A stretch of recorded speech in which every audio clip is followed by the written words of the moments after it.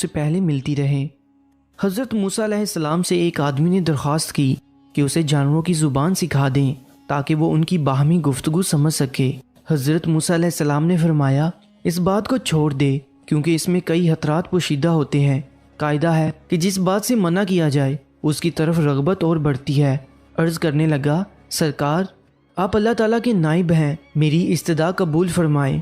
حضرت موسیٰ علیہ السلام نے فرمایا، یہ نہ ہو کہ کل تو پچھتائے، کیونکہ تو یہ نہیں جانتا کہ تیرے لیے کون سی چیز بہتر ہے اور کون سی چیز مضر۔ بارگاہ الہی سے حکم ہوا، اے موسیٰ علیہ السلام اس کی تمنا پوری کر دے۔ اس شخص نے کہا، اچھا سارے جانوروں کی زبان نہ صحیح، صرف میرے گھریلو پالتو جانور کتے اور مرغ کی زبان سکھا دے۔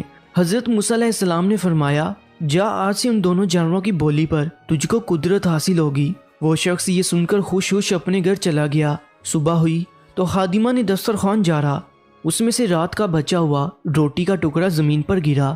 مرغ وہ ٹکڑا اٹھا کر لے گیا۔ کتے نے کہا، دوست تو دانہ دھنکا کھا کر اپنا پیٹ بھر لے گا، اگر روٹی کا ٹکڑا مجھے دے دے تو میرا گزارا چل جائے گا۔ مرغ نے کہا، میاں صبر کرو، خدا تجھے بھی دے گا، کل ہمارے مالک کا گھوڑا مر جائے گا، تم پیٹ بھر کر کھائیو۔ وہ شخص ان دونوں کی گفتگو سن رہا تھا، وہ فوراً اٹھا، اس نے گھوڑا کھولا اور جا کر منڈی بیچ آیا اور نقصان سے اپنے آپ کو بچا لیا۔ دوسرے دن بھی روٹی کا ٹکڑا مرغ لے اڑا۔ کتے نے غصے میں آ کر مرغ سے کہا، اے فریبی، یہ دروغ گوئی کب تک چلے گی؟ تو جھوٹا ہے، ارے اندھے نجومی تو سچائی سے محروم ہے۔ مرغ نے جواب دیا، وہ گھوڑا دوسری جگہ مر گیا، مالک نے نقصان سے بچنے کے لیے گھوڑا بیچ ڈالا تھا، فکر نہ کر، کل اس کا اونٹ مر جائے گا اور تو خوب پیٹ بھر کر کھانا۔ یہ سن کر مالک اٹھا اور اونٹ بھی بیچ آیا۔ اس طرح اس نے اس کے مرنے کے غم اور نقصان سے اپنی جان بچا لی۔ تیسرے دن پھر ایسا ہی واقعہ پیش آیا تو کتے نے مرغ سے کہا، ارے کم بخت، تو جھوٹوں کا بادشاہ ہے، آخر کب تک تو مجھے فریب دیتا جائے گا؟ مرغ نے کہا، بھائی اس میں میرا کوئی قصور نہیں۔ مالک نے اونٹ بیچ ڈالا اور اپنے آپ کو نقصان سے بچا لیا۔ مرغ نے کتے کو تسلی دیتے ہوئے کہا، فکر نہ کر، کل اس کا خچر مر جائے گا، اسے صرف کتے ہی کھا سکتے ہیں، تم بھی جی بڑھ کر کھانا۔ مالک نے جب یہ سنا تو اس نے خچر بھی فروخت کر دیا۔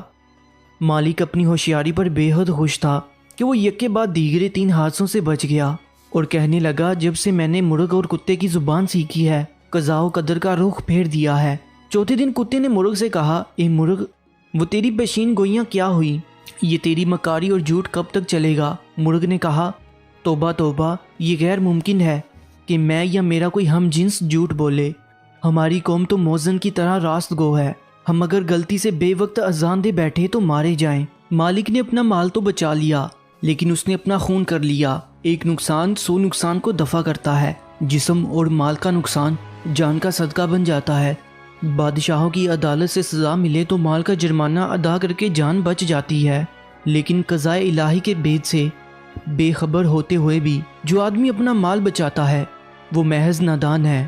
اگر وہی مال اس پر سے صدقہ ہو جاتا تو شاید اس سے بلا ٹل جاتی۔ اب کل یقیناً مالک خود مر جائے گا، اس کے وارث اس کی وفات پر گائیں ذبح کریں گے، بس پھر تمہارے وارے نیارے ہیں۔ گھوڑے، اونٹ اور خچر کی موت اس نادان کی جان کا صدقہ تھا۔ وہ مال کے نقصان سے تو بچ گیا لیکن اپنی جان گنوا بیٹھا۔ مالک مرغ کی باتیں غور سے سن رہا تھا۔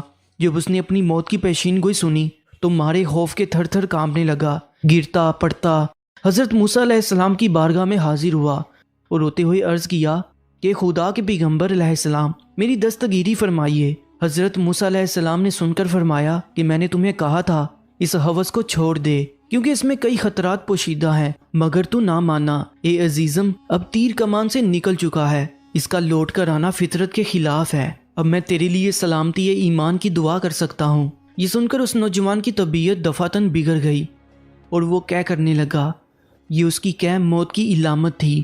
اس کو گھر لے جایا گیا، گھر پہنچتے ہی وہ مر گیا۔ پیارے دوستو، اس میں درس حیات یہ ہے کہ انسان کو نہ کسی بیماری میں مایوس ہونا چاہیے اور نہ ہی کسی مادی نقصان پر زیادہ غم کرنا چاہیے۔ ہر بیماری اور نقصان میں کوئی بید ہوتا ہے۔ جسم کی بیماری یا مال کا نقصان کسی بڑی مصیبت کا صدقہ بن جاتا ہے اور اس کو ٹال دیتا ہے۔ مزید سبق آموز کہانیوں کے لیے اس چینل کو ضرور سبسکرائب کر لیجیے گا۔ اپنا بہت زیادہ خیال رکھیں، انشاءاللہ ملتے ہیں کہ نئی کہانی کے ساتھ۔